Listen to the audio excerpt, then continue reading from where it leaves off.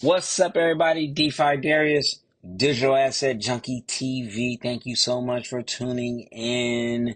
You guys, it's happening. The United States is taking over the crypto market and they are using stable coins to do it. All right. All right. It's happening. Check this out. Well, this has been a long time coming, and a lot of negotiations have gone on to get this bill to this point where we had a strong bipartisan vote last night. We look forward to sending this bill to the House so the U.S. can establish itself as the country that has adopted the most advanced, forward-thinking digital asset policy in the world. It's something President Trump supports. It's Of something that we course. are dedicated to because the digital asset industry is already embedded in our country and worldwide. And we need to have something that preserves a dual banking system that recognizes the U.S. dollar through our U.S. treasuries as the important global asset that The important global, you hear that? That recognizes the US dollar as an important global asset. You know, the United States, this is very important. Okay, United States does not export a lot of things. Okay, all right, entertainment, a few other things.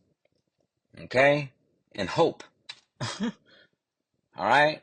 So this is very important right they here. are and continues to be, as Senator Haggerty says, the impetus for our being the global world reserve currency.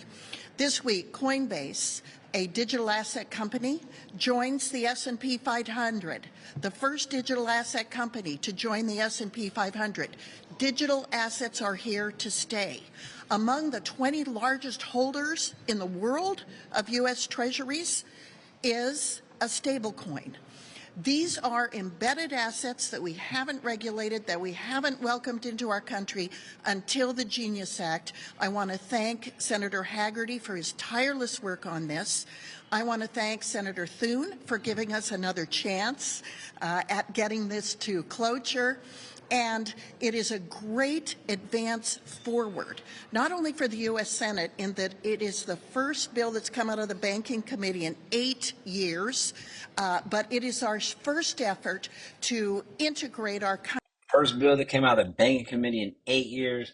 They are serious. Okay, you understand me? Once the banking committee comes out, all right, it's serious. You heard? Into what will be a faster and cheaper means by which individuals, small businesses, and others can engage in business all over the world. Thank you. Big. That's big, you guys. That's big. You know, um, stable coins, they eliminate friction. You know, what's friction? Um, let's say if I want to transfer money without using Zelle from a Washington Mutual account to Wells Fargo account, it's going to take 3 business days. Okay. All right. That's friction. All right. Us using, let's say, Zelle, you can only use up to what, 1,500, 1,800 a day. All right. You got to wait the next day to use another 1,800. That's friction. All right. What blockchain technology is going to do is it's going to be instant. My money is going to go directly to you. Okay. We're not going to use any middle people. It's going straight to this person. The business is not going to use any crazy a transaction processing company. I don't know if that's even the right word. They're not going to use that. It's going straight from the business to the consumer, or the consumer to the business. Okay? All right? So there's always a yin to a yang. Let's check out this hater. She's known as a big time hater. What's her name? Elizabeth Hater? I don't know. I don't know her name. Barely Do you guys avoided know? another disaster because of it. In 2018, Congress debated and enacted S 2155, the Bipartisan Economic Growth, Regulatory Relief, and Consumer Protection Act, right here on the floor of the Senate. Republicans in the banking industry pushed that bill, and a number of Democrats joined them as well. They voted to roll back critical post 2008 crisis reforms for some of the largest banks in the country. 5 years later, just 5 years later, three of those newly deregulated banks failed. Those three failures were the second, third, and fourth largest failures among banks in American history. For a while, it looked like we might face a run on the whole banking system. Swift action by regulators to bail out uninsured depositors and a whole lot of luck are the only reasons we didn't face yet another financial meltdown just 2 years ago. The Genius Act folds stablecoins directly into the traditional financial system while applying weaker safeguards than banks or investment companies must adhere to. Make no mistake, we are likely to see another financial crisis in the coming years, and we are virtually certain to see another set of wild swings in cryptocurrency values. And it will be the American people who will bear the costs of a massive financial crash facilitated by the stablecoin market if Congress passes the Genius Act. Uh, Third, so that's what.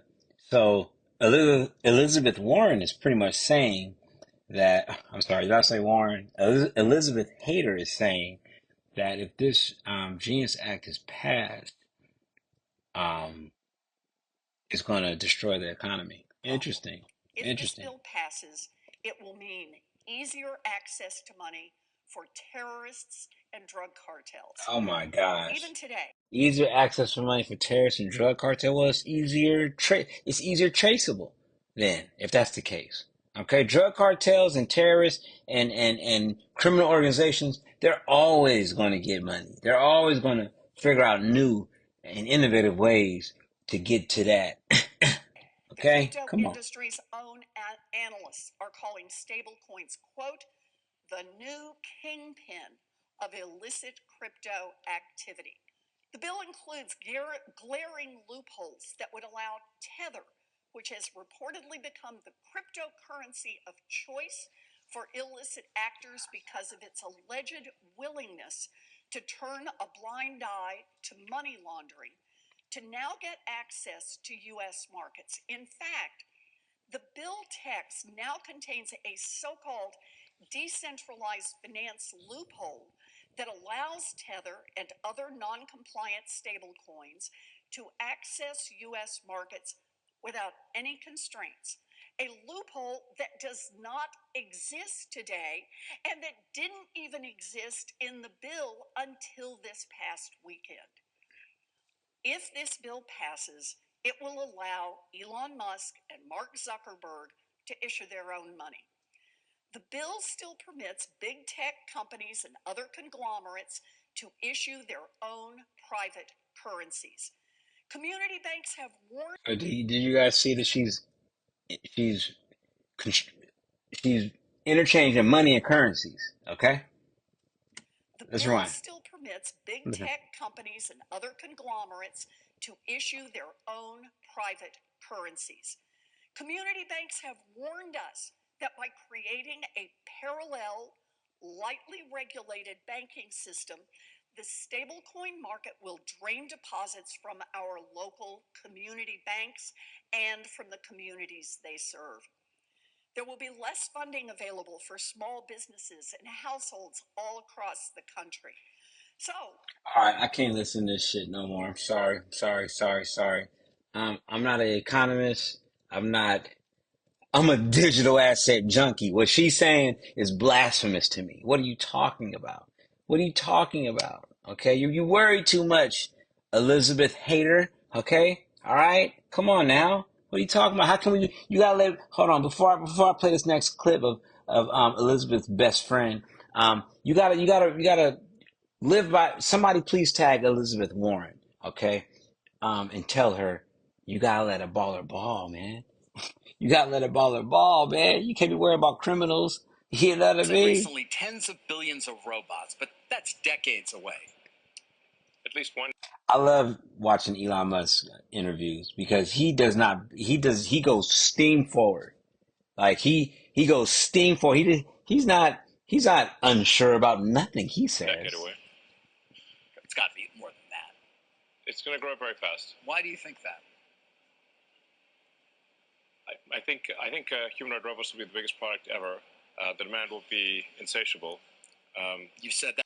And I agree with him. I think that human AI robots will be, that sounds kind of weird, human AI robots. Anyways, I think that those AI robots will be the biggest thing. Because guess what? They're like slaves. Slaves were the biggest thing when they were, slaves were always the biggest thing in history. You know what I mean? Back when, that shit was um, not frowned upon, you know. Um, so AI is coming through. You can't do nothing about it. You got to embrace it, and this is a tag. Please like and subscribe. My next video, I'm going to talk about Fetch AI and how holding the token can benefit you, not just in the price of the token. Okay, so the price of the token is not just the benefit of holding Fetch AI. I'm going to talk about other ways that you could benefit from holding the token. Basically, who wouldn't want their own personal C3PO R2D2? No, everyone's right. I want one. I feel you, Elon. I want a little Said C. that. I want a little R232. I don't like. I like my AI robots to look non-human. I don't want no.